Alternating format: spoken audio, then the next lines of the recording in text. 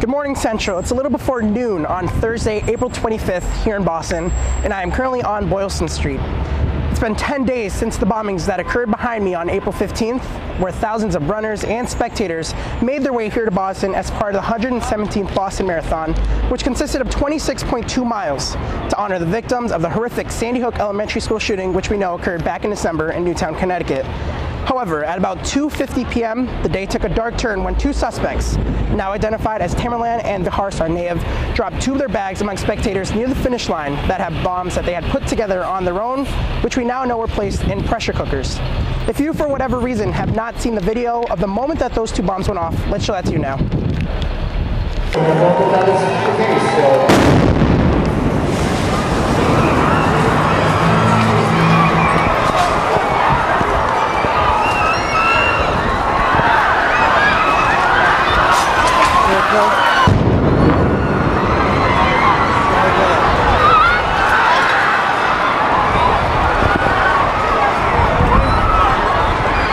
Now, I would like to point out that that video was recorded by Steve Silva from the Boston Globe.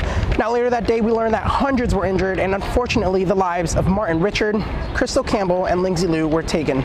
If you've watched the news lately, you've seen several stories of heroism and personal accounts from the people who were there that day, And earlier today, I met up with a friend of mine, Fallon Rice, who was there actually close to both of the bombs that day. Here's what she had to say.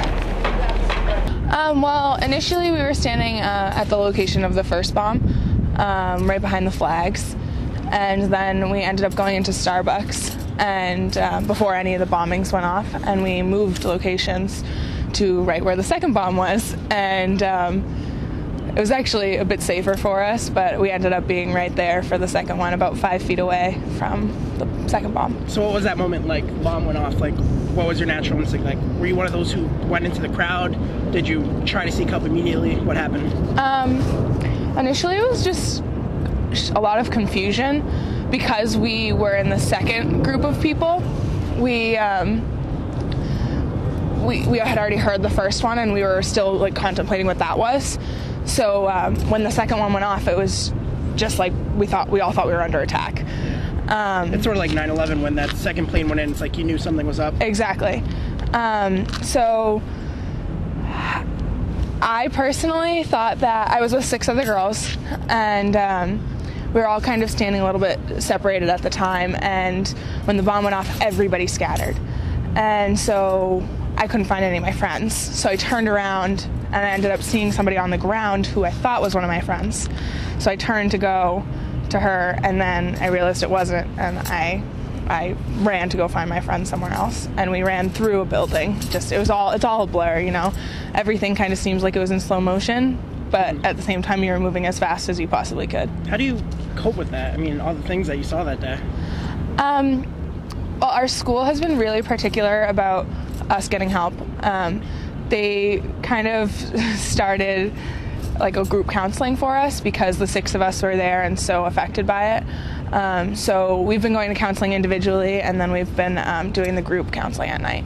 So thankfully you don't know anyone who died that day, but would you say that you forgive Vihar Sarnaev? Forgive? Or his brother, yeah. Like, what are your feelings towards the suspects?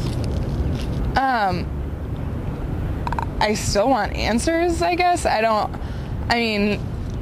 know how I could forgive them. They've permanently traumatized me. I haven't gone to Copley yet. I don't think I'll ever feel as safe as I did going to a city school before this event.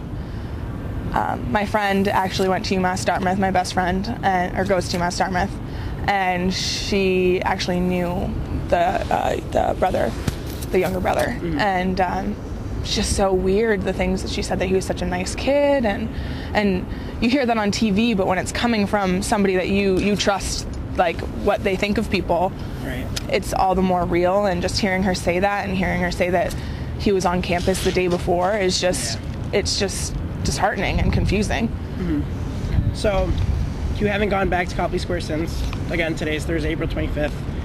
How soon do you think it's going to be until you make your way back there?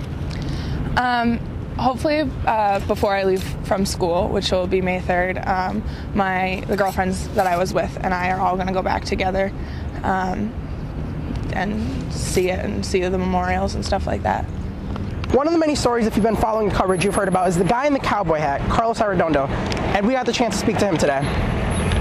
Now, Carlos, you've lost both of your sons. Brian, he committed suicide, and Alex, who was killed overseas in Iraq. And now you have this, the Boston Marathon, and everything that you saw that day. How are you coping with everything?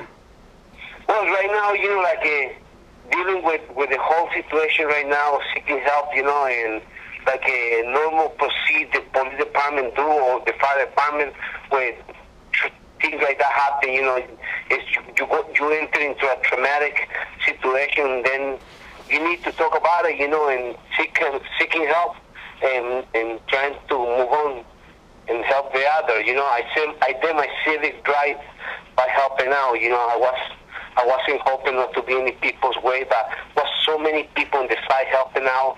Doctors, nurses, they are the real heroes here. They really save a lot of lives.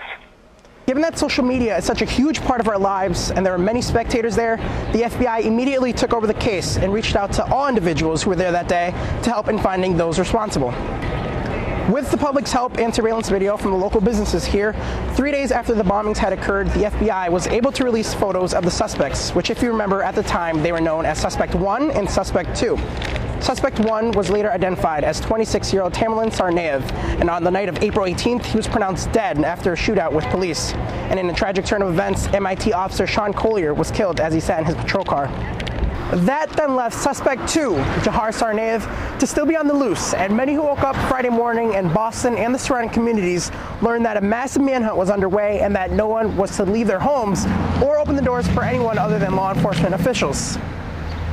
One of the cities that were under this lockdown was Watertown, which is where I'm at now, and also where Jahar Tsarnaev was found as he was hiding in a boat on Franklin Street, actually 67 Franklin Street, which is where I'm at now. In fact, David Henneberry, who lived at that home, is now being recognized as a national hero after he reported to authorities some suspicious things he saw in his boat, which is oddly enough caused Slipaway II. With that lead and with technology that the state police have, they were able to see him hiding in a boat, and after an exchange of gunfire, they were able to capture him. As you can imagine, this is still a constantly developing story, but according to the FBI, Tsarnaev is listed in fair condition after having been shot in the head, neck, legs, and one hand. His case will go through federal court, but we're definitely going to have to watch as this plays out after the Boston Globe reported that Tsarnaev has admitted to authorities on Sunday that he and his brother were behind the bombing at the marathon, as well as the murder of Sean Collier. Once again, today is April 25th, and that's all we know as of now. Reporting from Watertown, I'm James Lobos.